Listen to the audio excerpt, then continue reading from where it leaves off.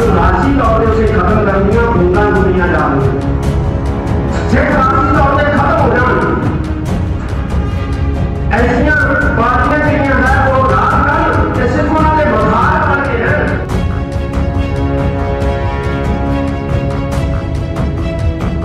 ਇਸ ਦੇਸ਼ ਦੇ ਅੰਦਰ ਇਸ ਖਿੱਤੇ ਦੇ ਅੰਦਰ ਉਹਦੇ ਸੌ ਨਿਹਾਲ ਦੀ ਗੱਲ ਨਾ ਕਰਕੇ ਇਨਕਲਾਬ ਦੀ ਗੱਲ ਕਰਨ। ਇਸ ਕਰਕੇ ਸਾਨੂੰ ਗੁਰੂ ਦਾ ਭਰੋਸਾ ਪ੍ਰਾਪਤ ਕਰਨ ਦੀ ਬਹੁਤ ਵੱਡੀ ਜ਼ਰੂਰਤ ਹੈ।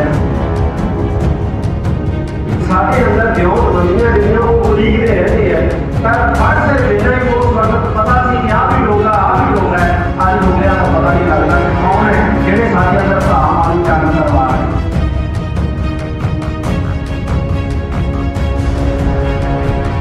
किसी भावे सब के नाल कोई फोटो आ गई तेरा आरएसएस है जी आरएसएस ना बन गया जो डोगरिया ने धामा की खिलाफी ना जेड़ा सिंगार की गल करे जेड़ा खालसा राज की गल करे तो अंग्रेजा ना मिलिया जी किसी अंग्रेज नाल फोटो किते आ गई तेरा अंग्रेजा का बंदा जी वो जान किया जा रहा है अंग्रेजा का बंदा जी तेरा आरएसएस का बंदा जी।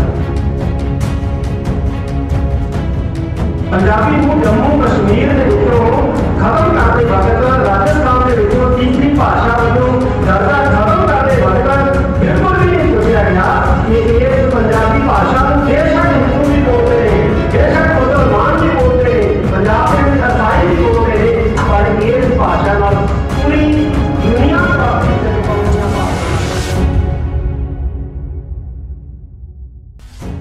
ਅੱਜ ਤੋਂ 176 ਸਾਲ ਪਹਿਲਾਂ ਸਿੱਖ ਫੌਜਾਂ ਦੇ ਆਪਸੀ ਟਕਰਾਅ ਕਾਰਨ ਹੋਈਆਂ ਸ਼ਹਾਦਤਾਂ ਦਾ ਜ਼ਿਕਰ ਕਰਦਿਆਂ ਅਕਾਲ ਤਖ਼ਤ ਸਾਹਿਬ ਦੇ ਜਥੇਦਾਰ ਗਿਆਨੀ ਹਰਪ੍ਰੀਤ ਸਿੰਘ ਨੇ ਕਿਹਾ ਕਿ ਏਕੇ ਦੀ ਘਾਟ ਕਾਰਨ ਜੋ ਉਸ ਸਮੇਂ ਵਾਪਰਿਆ ਸੀ ਉਹ ਅੱਜ ਦੇ ਸਮੇਂ ਵੀ ਵਾਪਰ ਰਿਹਾ ਹੈ।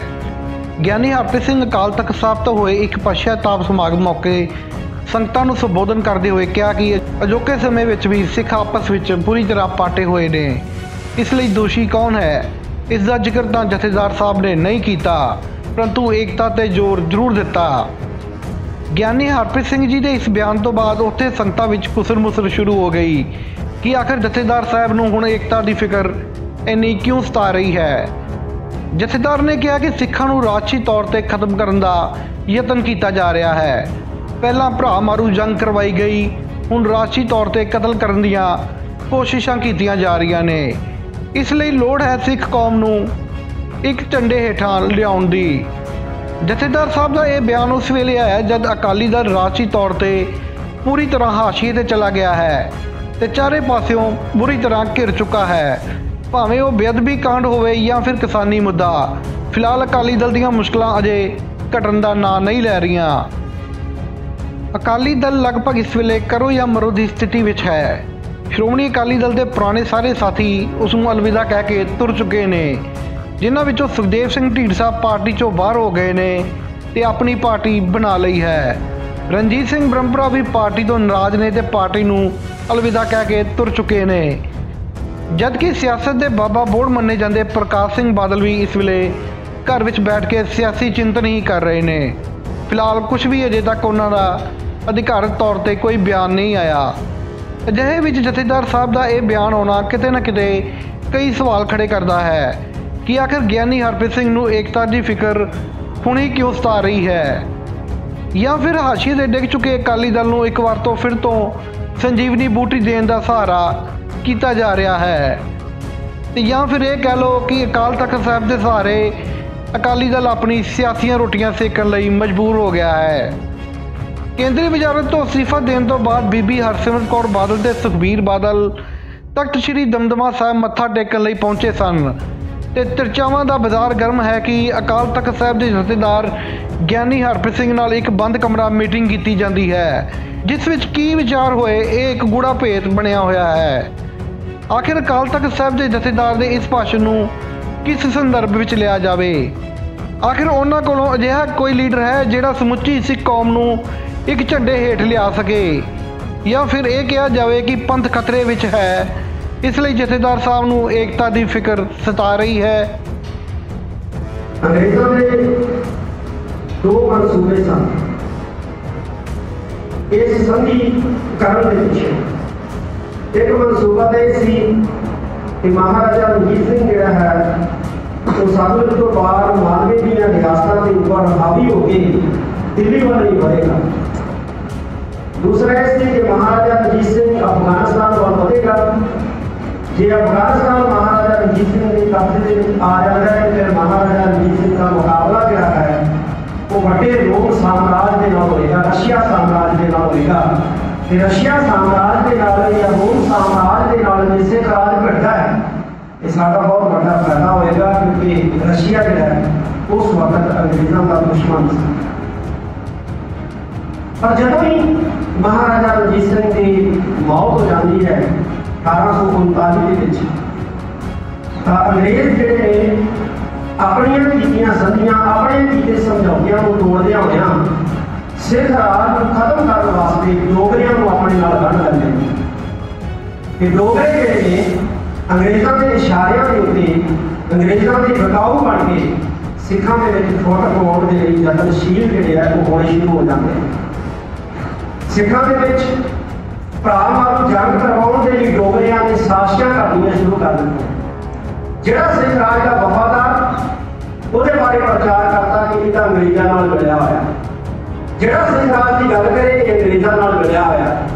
सिखां दे हत्थों सिखां नूं मरवाई गई, सिखां दे हत्थों ही सिखां नूं खत्म करवाई गई भी ਇਹਦਾ अंग्रेजों नाल मिले होए, जबकि अंग्रेजों नाल खुद मिले हुए सन। बाबा वीर सिंह जी औरंगाबादी जिहड़े बंदगियां दी रूह सन, भजनां दी रूह सन, इन्हों भी डोगरियां की साजिश के तहत सिख फौजां को गुमराह करवा के इन्हों शहीद करवाया। जो सिख फौज लाहौर गई तो लाहौर के सिखा ने लानतां पाईयां और गुरुमारी फौज जिहड़ा सी इहनूं लग पकड़िया। गुरुमारी फौज बाबा वीर सिंह औरंगाबादी की हत्या करने वाली शहीद करने वाली जी फौज की टुकड़ी सी उन्होंने गुरुमारी फौज का जो नाम जोड़ा है उस वक्त सिख संगत ने दिता। और असी ऐसा भरावां जंग में उस वक्त उलझे डोगरियां ने उलझाया अंग्रेजों की शहर के उत्ते साढ़े राज को हड़पण वास्ते अज तक असीं उलझे ही रहे हो, अज तक उलझे तुरे हो। अज भी ऐसे डोगरे सारे तो मौजूद है जिहड़े भरा मारू जंग करवाउण दे लई साडे अंदर विउंत बंदियां जिहड़ियां वो उलीकदे रहंदे है। पर फर्क सिर्फ इन्ना ही उस वक्त पता सी कि आ भी डोगरा है, अज डोगरियां का पता नहीं लगता कि कौन है जिहड़े साडे अंदर भरा मारू जंग करवा रहे और असीं लड़ रहे हैं। इसका लाभ क्या है वो सारे वही है। सिंह साहब जी ने दसिया पंजाबी भाषा को नदारत कर दिता है जम्मू कश्मीर के अंदर और राजस्थान के अंदर। पंजाबी भाषा कदे सिखां नहीं हिंदुओं की भी भाषा है। 9 करोड़ पाकिस्तान के मुसलमान जो पंजाबी भाषा बोलता है, लेकिन साढ़े नाल जो पंजाबी भाषा का रिश्ता है वो बहुत गूढ़ा ते पीड़ा है। क्यों? क्योंकि साढ़े महान सतगुरु धन गुरु ग्रंथ साहिब सच्चे पातशाह के पावन स्वरूप जिहड़े ने वो गुरमुखी दे विच पंजाबी दे विच लिखे हुए पर बिल्कुल नहीं सोचा है पंजाबी को जम्मू कश्मीर के विचों खत्म करते वक्त राजस्थान के विचों तीसरी भाषा वजों दर्जा खत्म करते वक्त बिल्कुल भी नहीं सोचा गया कि इस पंजाबी भाषा को बेशक हिंदू भी बोलते हैं, बेशक मुसलमान भी बोलते हैं, पंजाब के ईसाई भी बोलते हैं, पर इस भाषा नाल पूरी दुनिया वासी सिख कौम दी भावनावां जुड़ियां होईयां। पूरी दुनिया वासियां सिख कौम दी भावनावां जिहड़ियां वो पंजाबी जुबान दे नाल जुड़ियां होईयां। ये गल दिल्ली की हुकूमत ने पूरा भी सोचण दी जिहड़ी है वो हिम्मत नहीं की, इजाजत नहीं कीता। पता नहीं रहने नाल भाई पूरी दुनिया वासी है सिख कौम इस वक्त ये पंजाबी जुबान के नाल सिख कौम दी भावनावां जुड़ियां। जिसे कनाडा में पंजाबी प्रफुल्लित हो रही है, इंग्लैंड में पंजाबी प्रफुल्लित हो रही है, आस्ट्रेलिया में पंजाबी प्रफुल्लित हो रही है, तो साढ़े देश में गला पुटिया जा रहा है, साढ़े देश में पंजाबी का गला पुटिया जा रहा है। किवें भी ये साडा है जो साढ़े मुल्क के गला पुटता जाता पंजाबी का जोड़ा है वो चल रहा। सोचने समझने की साथ संगत की जरूरत है। अज भी भावों को जागरूक करवाने के लिए बहुत सारे मुकाबले एजेंसियां का जी जे किसी भागवे साधु के नाल कोई फोटो आ जाए ये RSS का जी RSS का बन गया। जिवें डोगरियां ने भ्रांति फैला दी ना, जिहड़ा सिख राज की गल करे, जिहड़ा खालसा राज की गल करे, अंग्रेजां नाल मिलिया जी, किसी अंग्रेज नाल